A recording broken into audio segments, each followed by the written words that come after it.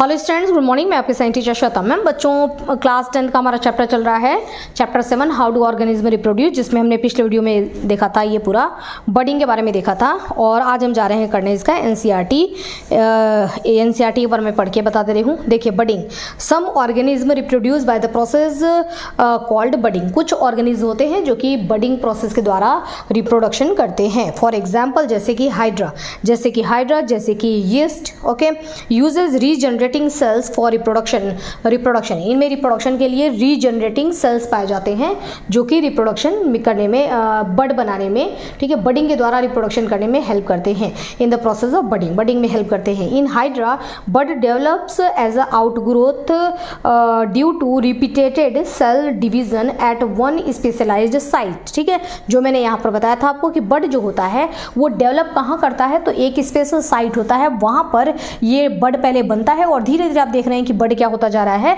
बड़ा होता जा रहा है। ये बड बड़ा क्यों हो रहा है? क्योंकि इसमें लगातार सेल डिवीजन चल रहा है। सेल डिवीजन मतलब सेल अपने आप को डिवाइड कर रहे हैं और डिवाइड करके अपनी संख्या बढ़ा रहे हैं। जब सेल की संख्या बढ़ेगी तो साइज भी क्या होता जाएगा, बड़ा होता जाएगा। ठीक है, एक छोटा बच्चा होता है, छोटा बच्चा धीरे धीरे बड़ा कैसे होता है? क्योंकि इसके शरीर में सेल की संख्या बढ़ रही है। ठीक है, अब जैसे ये एक मार्कर है ना, इसने इतना स्पेस लिया, दूसरा मार्कर मैंने रख दिया तो इसने इतना, ये बड़ा हो गया। ठीक है, इसी के ऊपर मैं तीसरा मार्कर रख दूंगी तो ये इतना बड़ा हो गया। तो क्या हो रहा है, इसमें संख्या बढ़ रहा है। संख्या बढ़ रहा है तो आप देख रहे हैं कि इसकी लेंथ भी बढ़ रही है। ठीक है, ऊंचाई देखो इतनी हो गई, एक हटाओ तो देखो इतना बड़ा ये रह गया है ना, इसको भी हटा तो देखो इतना बड़ा ये रह गया। ओके, तो सेल की संख्या जब बढ़ती है, सेल भी क्या करते हैं, अपनी संख्या को इसी तरीके से कंटिन्यूसली बढ़ाते रहते हैं। कैसे बढ़ाएंगे? सेल डिवीजन करके। और जब सेल डिवीजन होगा, जब संख्या बढ़ेगी तो ये बड भी क्या होते जाएंगे, धीरे धीरे बड़े होते जाएंगे। ठीक है, उसके बाद such birds develop into small individuals. अब ये धीरे धीरे जो बर्ड हैं वो एक स्पेशल जगह पर, स्पेशलाइज साइट पर ये डेवलप होते हैं और धीरे धीरे क्या करते हैं, ये सेल डिवीजन करके बड़े होते जाते हैं। और जब bird develops into small individuals, जब बर्ड जो होते हैं वो एक स्मॉल इंडिविजुअल्स में जब डेवलप हो जाते हैं, ठीक है, एक छोटा, बिल्कुल छोटा, पहले अपने पेरेंट जैसा अगर ये डेवलप हो जाते हैं, ठीक है, and at a complete maturation, और जब उनका कंप्लीट मैच्योरेशन हो जाता है, पूरे मैच्योर हो जाते हैं, बन करके तैयार हो जाते हैं कि अब अकेले भी सर्वाइव कर सकते हैं, तो ये क्या करते हैं, पेरेंट बॉडी से डिटैच हो जाते हैं, detach from the parent body and become a new individuals, independent individuals में ये क्या होते हैं, अलग हो जाते हैं। और एक इंडिपेंडेंट मतलब एक अलग नया, इसने नया हाइड्रा बना लिया, ये सारे के सारे अलग होंगे तो ये क्या करेंगे, ये नए यीस्ट सेल बना लेंगे।